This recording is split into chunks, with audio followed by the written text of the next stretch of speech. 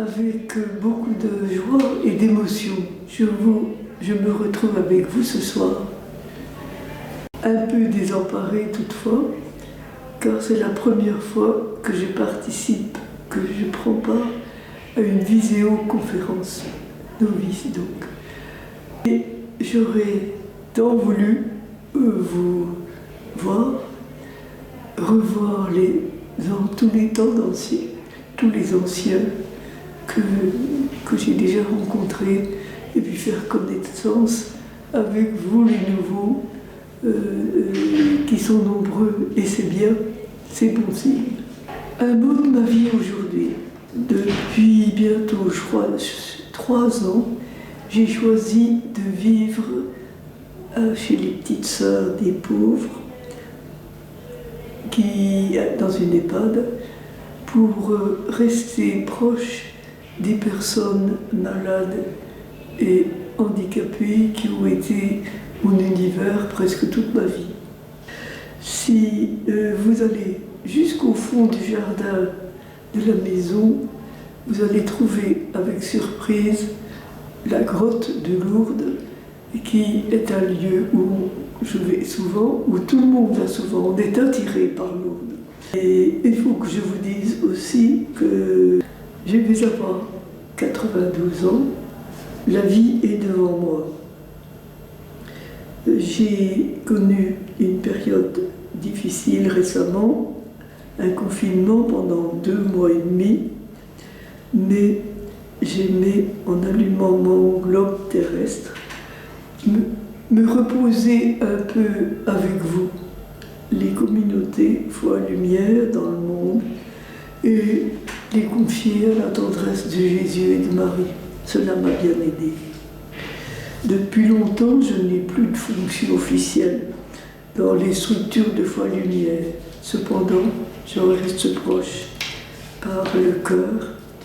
Et j'ai été très touchée que Raoul, notre coordinateur international, et le conseil m'invitent à vous rejoindre pour ce défi incroyable d'une rencontre internationale. Presque, à mon avis, presque aussi incroyable que ce que nous vivions il y a 50 ans. Aujourd'hui, ici, j'ose être simplement un témoin émerveillé de la naissance de notre mouvement depuis ses premiers instants. Vous redire encore une fois, c'est vraiment l'œuvre du Seigneur, merveille sous nos yeux. Cette certitude, elle m'a été confirmée par un chaplain du sanctuaire. Il disait à Lourdes, 2 miracles me paraissent les plus grands. Le premier, c'est celui de Bernadette, cette gamine de 14 ans, la plus misérable de toute la région, une bonne à rien. Et c'est elle que la Vierge Marie a choisie, parce qu'elle était la plus faible dans le monde. Cependant, son cœur était si ouvert. Ce qui me frappe, c'est quand on lui demande qui est Dieu au catéchisme. Elle ne sait pas, on ne lui a pas dit. Elle répond, Dieu est amour. Une réponse d'amour inspirée, évidemment.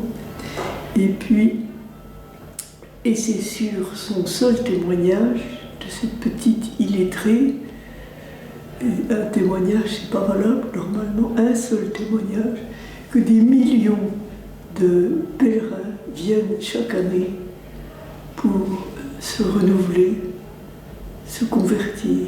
C'est leur temps fort de l'année. Le second plus grand miracle, c'est celui de foi-lumière. Le miracle des personnes handicapées mentales, leurs familles, leurs amis, qui sont exclus de Lourdes et marginalisés dans l'Église. Le pèlerinage va être une immense découverte.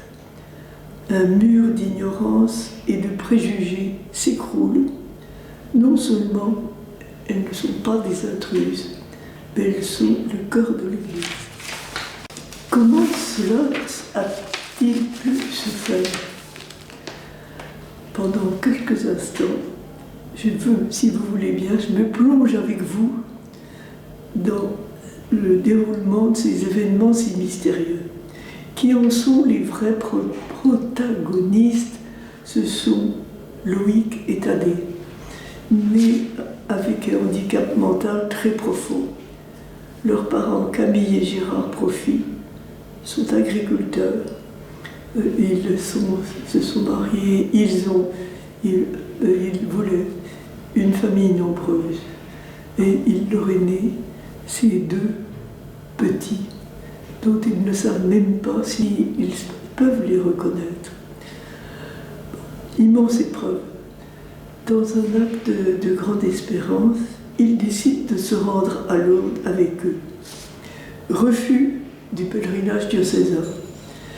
Ils ne comprendront rien de ce qui se passe et ils vont perturber la piété des autres pèlerins. Ils partent alors à Lourdes en autonome. Nouvelle déception. Dans les hôtels, pas de place pour leurs enfants. Un hôtelier se laisse apitoyer. Ils veulent bien les prendre, mais à condition qu'ils prennent leur repas dans leur chambre. Dans ce sanctuaire, dans la ville, ils sont blessés par des regards, des réflexions de pitié ou de réprobation. Quand on a des enfants comme ça, on reste chez soi. Ils se sentaient un peu exclus dans l'église. Maintenant, ils sont exclus de Lourdes. Peu de temps après, ils trouvent l'occasion de me confier, ainsi qu'à Jean Vanier, leur révolte et leur douceur. Une idée jaillit. Pourquoi ne pas organiser un pèlerinage tout spécialement pour les personnes comme Loïc et Thaddée et pour leurs parents si meurtris?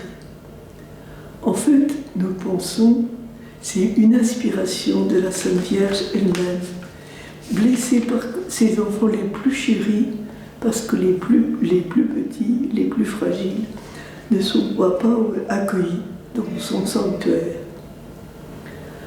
À vue humaine, le projet paraît fou, mais si c'est celui de Dieu, tout devient possible. On prend contact avec des proches. Qu'en pense-t-il? Beaucoup, surtout les parents bien sûr, sont très favorables, voire enthousiastes. D'autres sont hésitants. D'autres, enfin, sont très réservés, voire surtout, même hostiles, surtout parmi les membres du clergé. Mais nous ne voulions pas décider sans l'accord de l'Église.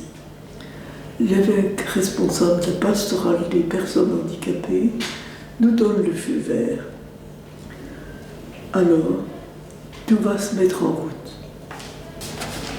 3 ans de préparation, un immense chantier. Tout est à inventer sur tous les plans, puisque jamais il n'y a eu de personnes handicapées mentales dans les pèlerinages. La liturgie adaptée, une préparation spirituelle très poussée, l'hébergement, la sécurité, les mesures sanitaires, immense chantier. Donc, une idée fondamentale ressort des contacts. Ce ne sera pas un pèlerinage d'individus, mais un pèlerinage de communautés.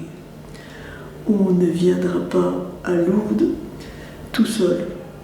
On constituera, si on veut venir, une communauté à taille humaine de 20-30 personnes handicapées mentales avec leur famille et surtout des amis, des jeunes,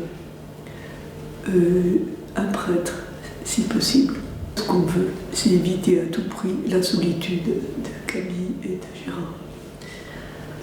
Notre deuxième souci, d'un autre ordre, il faut sans plus tarder réaliser un logo, traduire en symbole l'esprit du pèlerinage mieux que des mots et qui fasse vibrer à l'unisson. On demande à Ahmed, un peintre atteint de trisomie 21, qui avait un réel talent, si cela l'inspire. Il nous présente un dessin qui nous émerveille. Une barque avec 12 petits personnages, alors que même ne sait pas compter. Jésus dit même dort au fond de la barque. Au milieu des nuages menaçants surgissent les rayons lumineux du soleil. La légende, les nuages se sont ouverts et ta lumière, Seigneur, est venue jusqu'à nous. Même a tout compris. Son dessin peut être reproduit dans tous les pays, en toute matière, le bois, la terre. Bon. Et il sera plus tard reproduite en Jumaille, à Lourdes. Il est toujours exposé à la basilique Saint-Pédis au regard de tous les pèlerins à qui il rappelle l'événement de 1971 où elle les en informe. Nous voilà enfin au jour J, le vendredi saint, face à la grotte, à 15 h. 12 000 pèlerins sont réunis. 4 000 ont un handicap mental et ne sont pas sortis, sont toujours restés enfermés, soit dans leur maison, soit... Ils arrivent de 15 pays. Le Monseigneur, l'évêque de Lourdes, est là pour nous accueillir avec toute sa bienveillance. Il commence un événement, voilà un événement historique, comme il n'y en a jamais eu dans l'Église ni dans le monde. Les mots de l'évêque nous touchent, nous unissent. Et le chant, voilà que le chant, Amis chantons notre joie, qui a été créé tout spécialement pour le pèlerinage, va jaillir d'une communauté. Il est plein d'Alléluia. Il était prévu pour la Vigile pascale. Et voilà que l'Esprit Saint permet qu'il jaillisse le vendredi saint à 3 h, comme pour dire, là où il y a la souffrance, s'il y a l'amour, la joie est possible. Et pendant 4 jours, les Alléluia vont jaillir du matin au soir pour se dire bonjour, merci, pardon. Et les miracles des cœurs que nous avions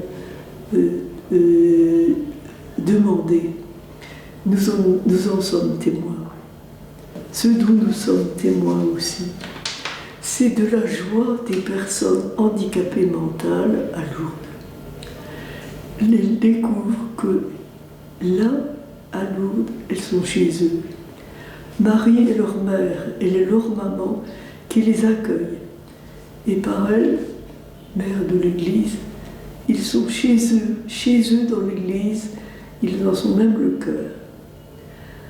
Cette grâce initiale fait quelle découverte? Elle fait partie du trésor à Lourdes, du trésor de foi et lumière, dont elle met sont pour toute l'Église et pour tout le monde entier.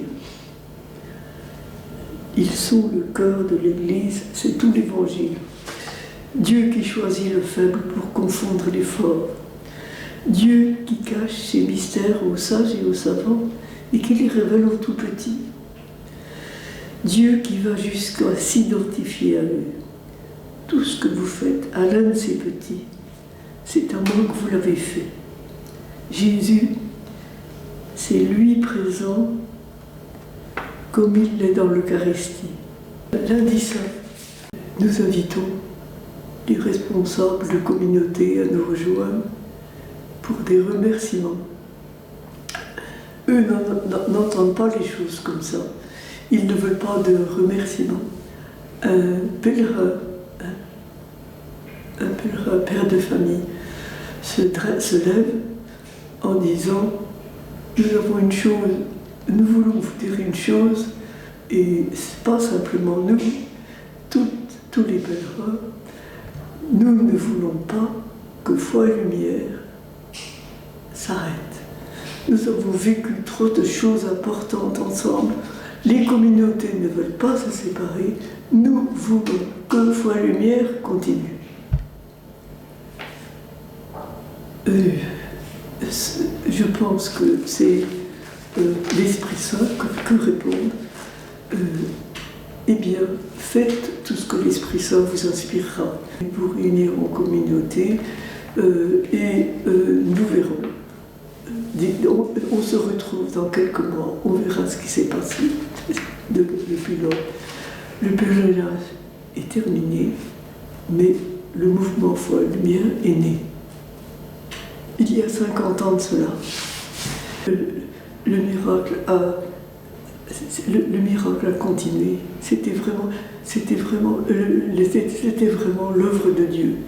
Et aujourd'hui, vous êtes là.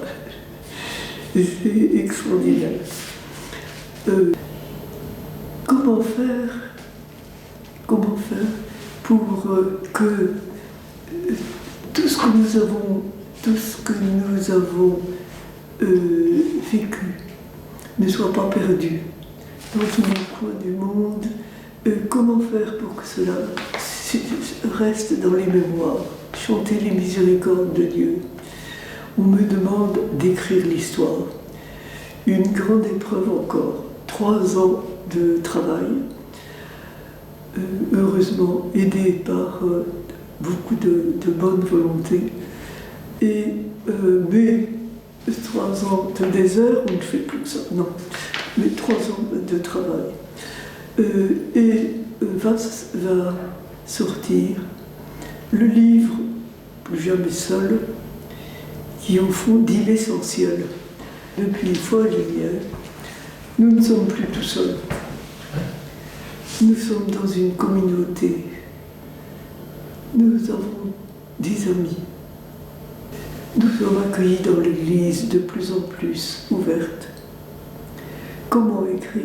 Oui, c'est cela que nous avons voulu, qu'il me fallait dire dans ce livre, et qui est maintenant traduit dans une dizaine de langues, et je suppose que cela va continuer dans d'autres pays, parce que même s'il n'y a que 100 personnes, il y a toujours quelqu'un qui veut bien se mettre au travail, et puis d'autres qui se mettent à l'édition.